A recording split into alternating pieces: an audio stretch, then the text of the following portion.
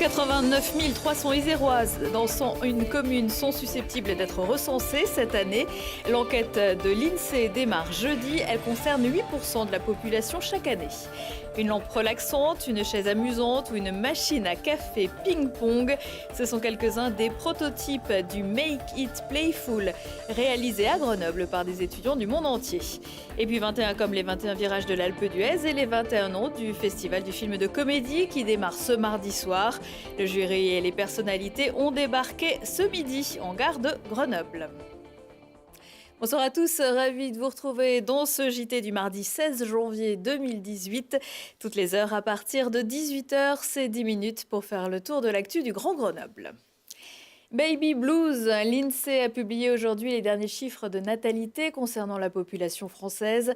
Pour la troisième année consécutive, le taux de fécondité est en baisse à 1,88 enfants par femme. L'Institut national de la statistique et des études économiques qui lance jeudi sa nouvelle campagne de recensement, une enquête qui s'affine d'année en année. Le recensement permet de mesurer, de dénombrer les habitants et les logements. Donc les habitants pour avoir les caractéristiques socio-démographiques, tranche d'âge, les diplômes, le niveau d'instruction, le travail, les déplacements domicile-travail. Et pour les logements, c'est le confort du logement. L'intérieur de la feuille logement a évolué et on demande maintenant les liens de parenté donc pour les personnes composant le ménage. Ça a été une demande du CNIS pour mesurer justement ces familles complexes, ces familles recomposées et les familles monoparentales. Depuis plusieurs années, en fait, la population de la région est assez dynamique. Sa croissance est de 0,8% par an. Elle est plus forte que la moyenne nationale. Et ce qui est intéressant à noter, c'est qu'à la fois, on est une région assez jeune et donc avec une natalité qui contribue à augmenter la population, mais une région aussi assez attractive avec de nombreuses arrivées et donc qui contribuent à faire augmenter la population de la région. Des habitants de la région qui sont plutôt à l'aise avec Internet. Ils sont 51% à remplir les questionnaires en ligne contre 46% au niveau national. Les startups locales étaient, elles, nombreuses à participer la semaine dernière au Salon des Nouvelles Technologies, le CES à Las Vegas. Mais il y a aussi des Américains qui avaient, eux, choisi de venir à Grenoble. Mathias Araez a assisté au Make It Playful, auquel participaient notamment des étudiants du très select MIT. Make It Playful, entendez, rendez-le ludique. Ce hackathon co-organisé par la start-up grenobloise Plush & Nuggets et le MIT France a été impulsé par une jeune working girl de la région, Laure Doucet.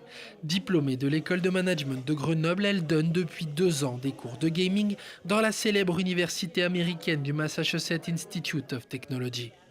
En fait, c'est un cours qui s'inscrit dans le cadre de l'IAP, Independent Activity Period. C'est un mois en janvier qui est en fait un mois d'expérimentation pour les étudiants du MIT. Ils n'ont pas de cours qui sont obligatoires, ils prennent vraiment des cours à la carte qui sortent un petit peu de leur cadre, notamment le jeu. Et cette année, on s'est dit tiens, on va faire quelque chose d'un peu différent et on va jouer à la maison. On s'est dit tiens, on va ramener le MIT à Grenoble pendant une semaine. Le principe, faire comprendre l'apport du jeu dans les objets du quotidien. Durant leur semaine, les étudiants venus de 8 pays à travers le monde ont réalisé des prototypes divers et variés, allant de la lampe relaxante à la chaise amusante, en passant par la machine à café ping-pong.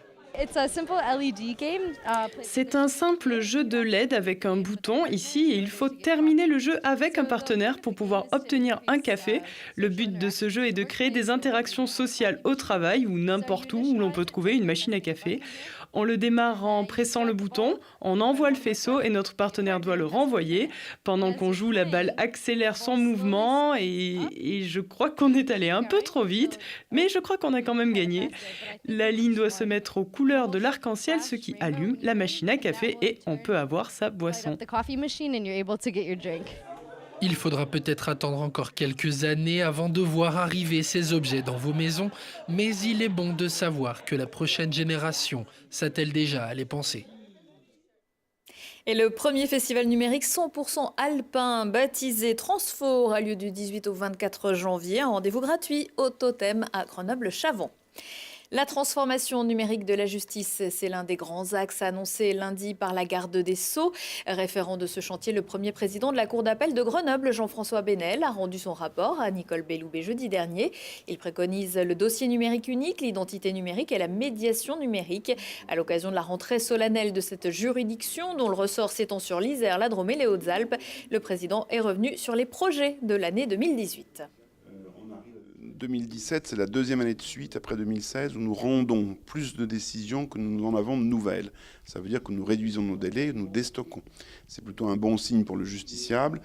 Et je dois dire que l'efficacité de la Cour est assez exceptionnelle, puisque les magistrats ont accru leur productivité et leur efficacité de manière très notable en 2017. Deuxième niveau, elle fonctionne bien, car elle a des projets extrêmement nombreux, j'en citerai deux. Celui sur l'ouverture à l'extérieur, nous avons, rappelez-vous, réalisé de très belles journées portes ouvertes au mois de septembre dernier, que nous allons réitérer cette année en 2018, mais aussi un autre projet que nous conduisons avec efficacité, qui est celle de l'accueil du justiciable, où nous avons fait de gros progrès pour l'accueil du justiciable. Et troisième raison, elle fonctionne aussi parce que non seulement elle a des projets, mais elle a des résultats, mais aussi elle a des hommes et des femmes qui sont extrêmement mobilisés. Et je dois souligner la grande réactivité, le grand professionnalisme des magistrats et des fonctionnaires de cette Cour. La Cour d'appel de Grenoble prévoit également de mettre en place un plan de prévention et de traitement des risques psychosociaux. Le coup d'envoi du 21e Festival international du film de comédie de l'Alpe d'Huez a été donné ce mardi soir. Mais comme d'habitude, c'est à la gare de Grenoble dès la mi-journée que tout a commencé. Avec près d'une heure de retard, le train des célébrités, membres du jury, comédiens et animateurs a fini par arriver. Des personnalités très sollicitées qui ne perdent pas leur bonne humeur et restent conscientes du travail éprouvant qui les attend. Oh là là, que des bons moments de plaisir, voir des belles comédies et rencontrer plein de gens cool. Voilà. Vous connaissez l'Alpe d'Huez? Oui, pas mal. Je fais partie du jury, donc déjà je vais voir pas mal de films. Et puis je présente aussi le mien d'ailleurs, en hors compétition, Les Dents, Pipi et Oli avec Louise Bourgoin. Mais j'ai envie de voir plein de films, plein de travail des copains et tout ça, quoi. Voilà, quoi. J'en attends de beaux souvenirs. On a toujours de beaux souvenirs, des belles discussions au coin du feu, des belles rigolades. Et puis j'ai mon film aussi, moi. Donc j'espère voir deux beaux films avant et puis le mien, j'espère qu'il plaira surtout. Vous restez pas un peu à Grenoble? Après non. Mais je reviendrai à Grenoble avec mon spectacle sûrement, je sais pas quand mais je reviendrai. Ouais. Grenoble, oui, mon père est de Grenoble. Il habite à Grenoble, mon père. Oui. Oui. Je suis déjà venu ici et puis je connais, ouais, j'adore le ski, j'adore la montagne, donc alors là, je vais me sentir chez moi là. Je suis pas courageux sur la neige. Je suis pas, non, je suis pas hyper courageux sur la neige. Mais pas avec des skis. Voilà, c'est pour ça. Sans ski, ça va. Je me débrouille un petit peu. J'arrive à passer des échelles, à grimper des parois glacées. Mais avec des skis, je deviens tout de suite moins courageux. Mais déjà, je sais pas comment vous faites, vous n'êtes pas couvert d'un manteau. On est comme vous, tout terrain. Oh là là, vous êtes forts, les Alpinois, vous êtes forts, hein, les Alpinois. Bonjour Grenoble, salut les gars et les filles, évidemment, je vous embrasse. Nous aussi, on vous embrasse. Le festival jusqu'à dimanche, c'est une quinzaine de longs métrages, des cours et une journée jeunesse mercredi. Les projections sont ouvertes à tous et gratuites dans la limite des places disponibles. À l'Alpe d'Huez, il n'y a pas que le 7e art qui a le droit de citer. Il y a ceux qui choisissent la station de Loison pour la glisse et son domaine skiable et ceux qui préfèrent marcher. Vous vous demandez peut-être à quel étrange manège est en train de se livrer cet homme chaussé de raquettes. Diplômé de l'université d'Oxford, ancien cartographe, Simon Beck est devenu artiste sur neige en 2004. Jusqu'au 22 janvier, cet inventeur du snow art doit réaliser plusieurs flocons et rosaces sur le lac Blanc et d'autres lacs de l'Alpe d'Huez. Pour chacun, il peut marcher de 20 à 30 km dans la neige. Je suis l'artiste de la neige. J'ai fait mon premier dessin sur la neige il y a 13 années. Et il y a une très jolie petite lac au dehors du bâtiment que j'habite. Et une journée, j'ai regardé sur le lac avec de la neige autour de 20 cm de profondeur. Et j'ai dit, ah! Allons, faisons un dessin sur la neige. Ce sont uniques. Il n'y a aucune personne qui fait des dessins comparables. Voilà, le travail de Simon Beck à l'Alpe fait partie des manifestations organisées dans le cadre de l'opération départementale Paysage qui se poursuit jusqu'à la fin de l'hiver. À 19h15, 20h15 et 23h15, si on parlait aujourd'hui avec ses invités, Thibault Leduc va revenir sur quelques temps forts de notre histoire olympique avant de se pencher vers le futur avec la première édition du Festival Transfo dédié au numérique, comme je vous le disais il y a quelques minutes.